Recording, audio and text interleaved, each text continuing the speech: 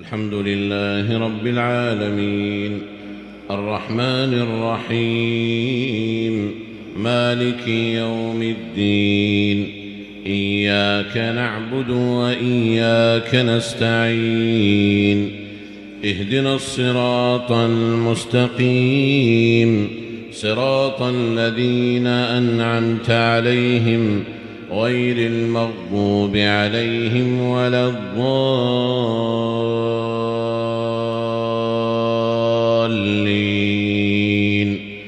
آمين. ولقد جعلنا في السماء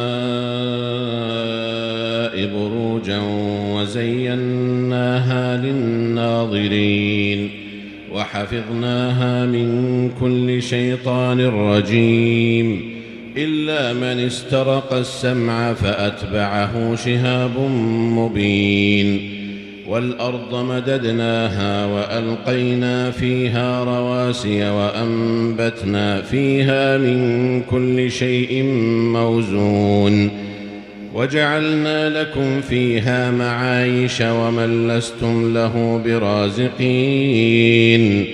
وإن من شيء إلا عندنا خزائنه وما ننزله إلا بقدر معلوم. وأرسلنا الرياح لواقح فأنزلنا من السماء ماء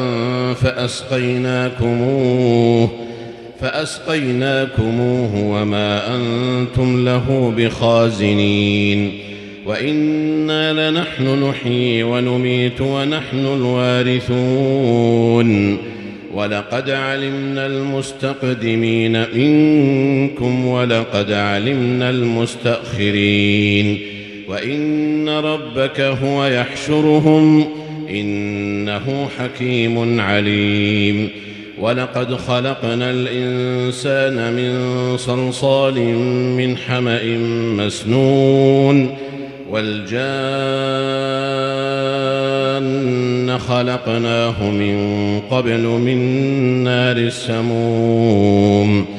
وإذ قال ربك للملائكة إني خالق بشرا من صلصال من حمأ مسنون فإذا سويته ونفخت فيه من روحي فقعوا له ساجدين فسجد الملائكة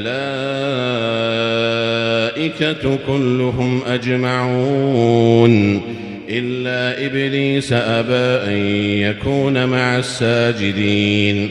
قال يا إبليس ما لك ألا تكون مع الساجدين؟ قال لم أكن لأسجد لبشر خلقته من صلصال من حمأ مسنون. قال فاخرج منها فإنك رجيم وإن عليك اللعنة إلى يوم الدين. قال رب فأنظرني إلى يوم يبعثون. قال فإنك من المنظرين إلى يوم الوقت المعلوم. قال رب بما أغويتني لأزينن لهم في الأرض ولأغوينهم أجمعين إلا عبادك منهم المخلصين. قال هذا صراط علي مستقيم. إن عبادي ليس لك عليهم سلطان إلا من اتبعك من الغاوين. وإن جهنم لموعدهم أجمعين لها 7 أبواب لكل باب منهم جزء مقسوم. إن المتقين في جنات وعيون ادخلوها بسلام آمنين. ونزعنا ما في صدورهم من غل إخوانا على سرر متقابلين لا يمسهم فيها نصب وما هم منها بمخرجين.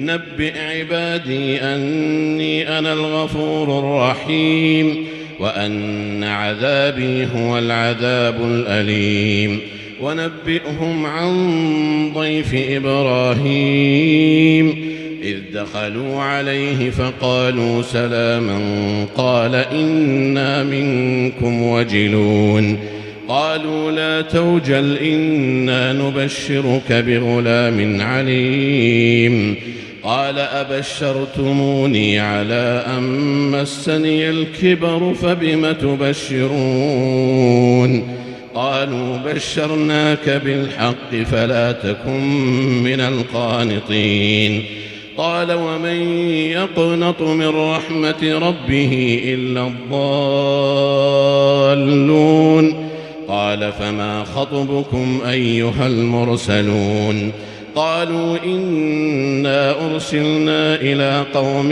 مجرمين إلا آل لوط إنا لمنجوهم أجمعين إلا امرأته قدرنا إنها لمن الغابرين.